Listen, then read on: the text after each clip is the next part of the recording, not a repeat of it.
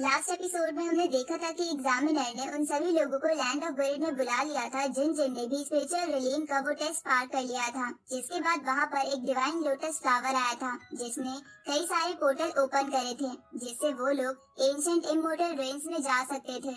इसके बाद वो लोग पोर्टल की मदद से दूसरी तरफ जाने लगे थे। अब आगे तो एपिसोड 159 की शुरुआत में एलेक्स जब पोर्टल की दूसरी तरफ पहुंचता है तो वो देखता है कि वहाँ पे कई सारे रास्ते हैं जिन रास्तों की दूसरी तरफ जाने पर अलग अलग कल्टीवेशन के तरीके और ट्रेजर मिल सकते हैं। पर एलेक्स उन रास्तों पे नहीं जाता बल्कि वो सोचता है कि क्यों ना वो इन सभी रास्तों को एक साथ समझने की कोशिश करे।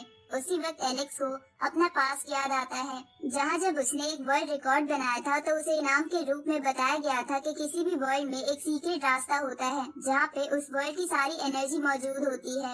अब एलेक्स उस बात को याद करते हुए जमीन पर जोर से मुक्का मारता है लेकिन उसे वहाँ वो रास्ता नहीं मिलता। इसलिए एलेक्स उस जगह के कोने में जाकर एक पत्थर पे पंच करने की कोशिश करता है लेकिन वहाँ एक बैरियर बना था क्योंकि वो वर्ल्ड वहीं तक बाकी लोगों के लिए अवेलेबल था। पर एलेक्स अपनी स्पिरिचुअल पावर का इस्तेमाल करके उस बैरियर को तोड़ के उसके दूसरी ओर चला जाता है। इस तरफ हम बाहर उस फ्लावर के आसपास बहुत सारे लोगों को देखते हैं जहाँ पे दो बहुत बड़े मास्टर और एलेक्स के पेरेंट्स भी थे क्योंकि जेस भी एंशिएंट इमोर्टल रेंज में था।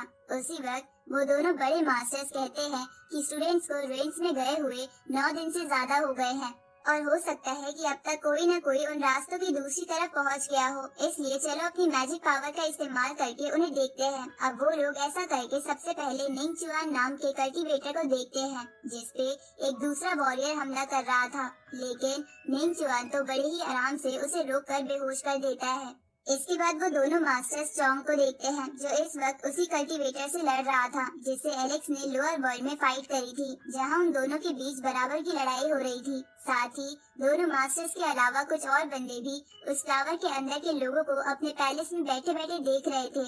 इसके बाद वो दोनों मास्टर्स 10 क्राउन किंग नाम के कल्टीवेटर को देखते हैं जिसके पास अजीब सी टेंटिकल्स की पावर थी। इधर सेकंड बॉडी भी उसी वर्ल्ड में थी। ऊपर से इस वक्त वो रैबिट गर्ल और वो मोटा लड़का एक साथ मिलके उस रास्ते को पार कर रहे थे लेकिन तभी वो मोटा लड़का देखता है कि उनके रास्ते में एक बहुत बड़ा मॉन्स्टर है जो फॉग के पीछे छुपा हुआ है।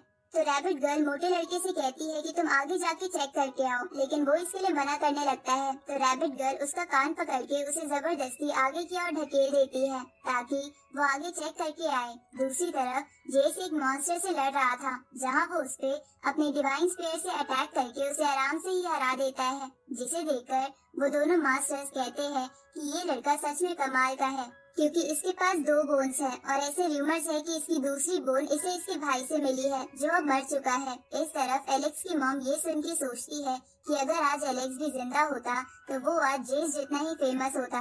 उसी वक्त वहाँ पे डीमन ड्रैगन क्लैन का एक ड्रैगन आ जाता है जो कहता है कि मैं देखना चाहता हूँ कि इस वक्त वो पापी लड़का कहाँ पर है जिसने मेरे क्लैन के हेवनली गॉड को मारा है। अब वो ड्रैगन मास्टर उस लोटस पे अपनी पावर का इस्तेमाल करता है जिसके कारण लोटस के अंदर एलेक्स दिखने लगता है जो इस वक्त लगातार बैरियर्स को तोड़ता हुआ साइड की ओर ही आगे बढ़ता जा रहा था लेकिन ये बात उन मास्टर्स और बाकी लोगों को समझ नहीं आती।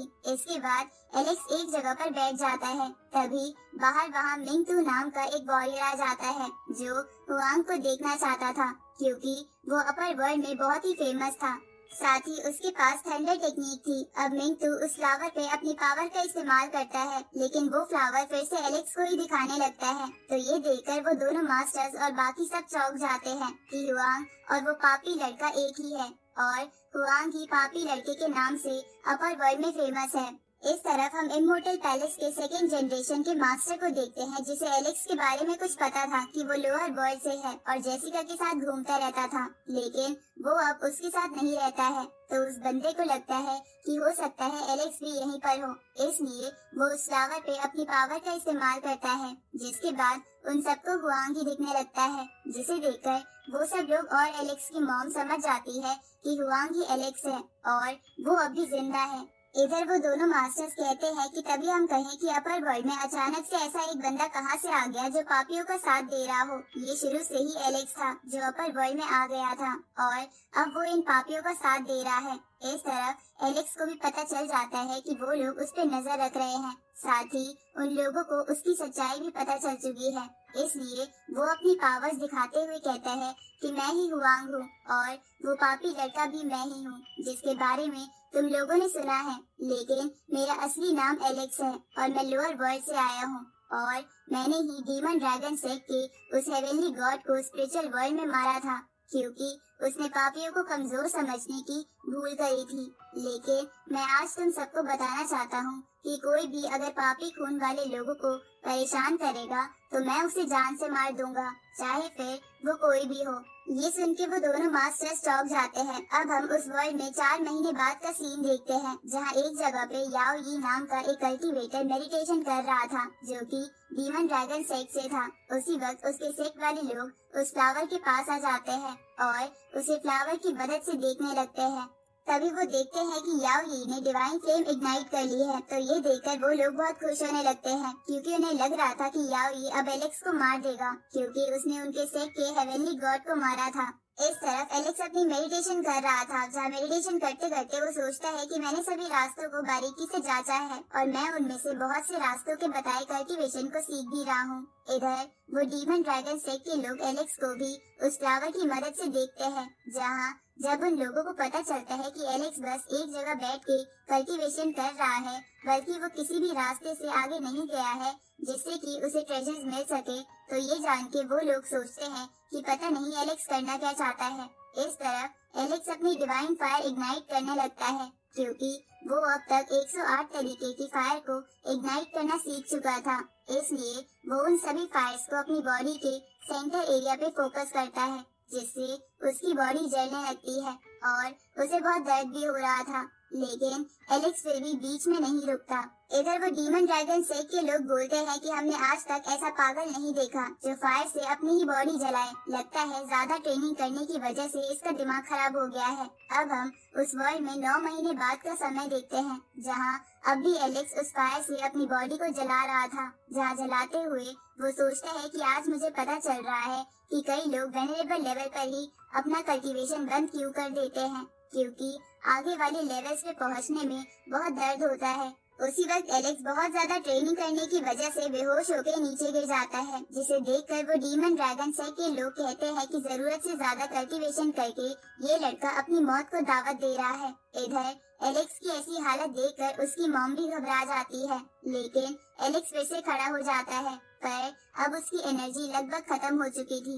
इसलिए वो उस जगह से बाहर निकल के अपनी एनर्जी रिकवर करने के लिए उस एंशिएंट रुइंस के एक स्मॉल वर्ल्ड में आता है जहाँ पर एक बहुत बड़ी लेक थी जिसके अंदर से बहुत पावरफुल ऑरा आ रहा था। इसलिए एलेक्स को लगता है कि शायद वो लेक उसे हील कर सकती है। इसलिए एलेक्स उस लेक का पानी पीने लगता है जिससे उसके सारे घाव हील हो जाते हैं। उसी वक्त वहाँ पे याओ यी अपने ड्रैगन फॉर्म में आ जाता है जो पास में ट्रेनिंग कर रहा था। अब याओ यी एलेक्स से पूछता है कि तुम कौन हो? लगता है तुम मरने वाले हो क्योंकि तुम्हारी फाउंडेशन बहुत ज्यादा डैमेज हो चुकी है पर तुम फिर भी मेरे इलाके में मरने के लिए आ गए। उसी वक्त वहाँ पे डीमन ड्रैगन सेक के कुछ और स्टूडेंट्स आ जाते हैं जो एलेक्स से कहते हैं कि तुमसे ठीक से चला भी नहीं जा रहा और तुम यहाँ हमारे मास्टर की ट्रेनिंग खराब करने आ गए।